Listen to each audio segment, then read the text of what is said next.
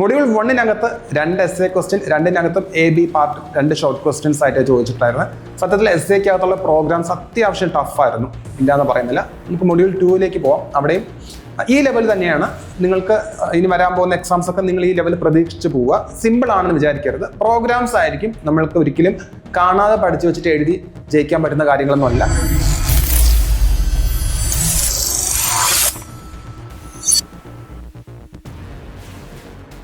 Subject, അതായത് C എന്ന ലാംഗ്വേജിന് കൃത്യമായിട്ട് നിങ്ങൾ പഠിച്ചിട്ടുണ്ടെങ്കിൽ, ഓരോ ടോപ്പിക്സ് മനസ്സിലാക്കി പഠിച്ചിട്ടുണ്ടെങ്കിൽ മാത്രമേ, കുറേ പ്രോഗ്രാംസ് ചെയ്തൊരു എക്സ്പീരിയൻസോട് ആയി കഴിഞ്ഞാൽ മാത്രമേ നിങ്ങൾക്ക് ഈ ക്വസ്റ്റ്യൻസ് ഒക്കെ സോൾവ് ചെയ്യാനും പറ്റുള്ളൂ.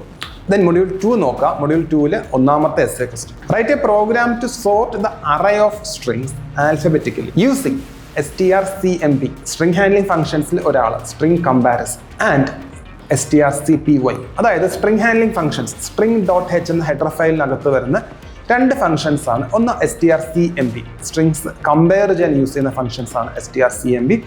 മറ്റൊന്ന് സ്ട്രിംഗ് കോപ്പി strcpy. ഈ 2 ഫംഗ്ഷൻസ് വെച്ചിട്ടാണ് ഇവിടെ സോർട്ട് ചെയ്യാൻ പറയുന്നത്. ഓക്കെ, ആൽഫബറ്റിക്കലി സോർട്ട് ചെയ്യാം.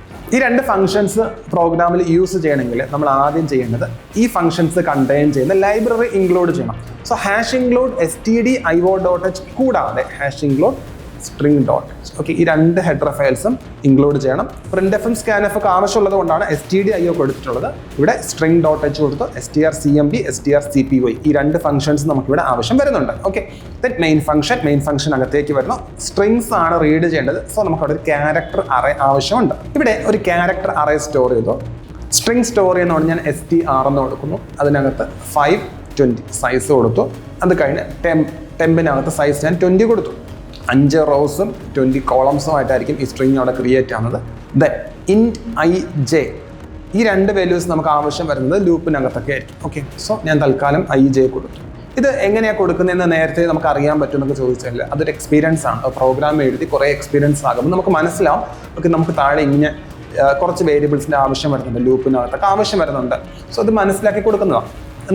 ചിലർക്കത് കിട്ടും, ചിലർക്കത് കിട്ടില്ല. അത് പ്രാക്ടീസ് ചെയ്ത് വരുമ്പോൾ നിങ്ങൾക്ക് ഓട്ടോമാറ്റിക്കലി അത് വന്നോളും. താഴെ ഫോർ ലൂപ്പ് ഉണ്ടോ. സോ ഫോർ i = അറേ ആണല്ലോ, i = 0. ഇത് മനസ്സിലാക്കിയായിരുന്നു തൊട്ട് മുൻപ് ഞാൻ i ഡിക്ലെയർ ചെയ്തു. Okay, i = 0, i <5, i++. ഇവിടെ scanf-നകത്ത് യൂസറിന്റെ കയ്യിൽ നിന്ന് ഇൻപുട്ട് മേടിക്കുകയാണ്. സ്ട്രിങ് റീഡ് ചെയ്ത് വെച്ചിട്ടുണ്ടല്ലോ. ഇനി എന്താ ചെയ്യേണ്ടത്? ഇത് നമുക്ക് സോർട്ട് ചെയ്യണം. അതിനായിട്ട് നമുക്ക് ഫോർ ലൂപ്പ് എടുക്കാം. For i = 0, i <5, i++.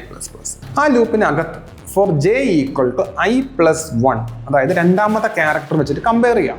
First character 0-ലുണ്ട്, second character j i+1 start ചെയ്യും. j = 0, j <5, j++.